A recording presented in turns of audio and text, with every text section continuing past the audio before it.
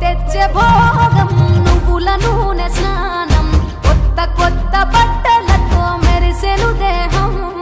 సమర రణ నినాదం పందెం కోళ్ళ పందెం భీమవరం తలపించే బొబ్బిలి యుద్ధం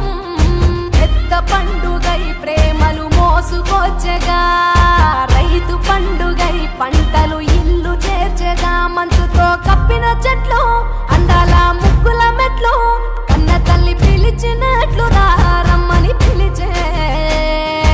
ఉండే ఎగిరి పుట్టినింత వాలేలే పుట్టిన ఊరు చూసి నయనాలే కృష్ణ గోదా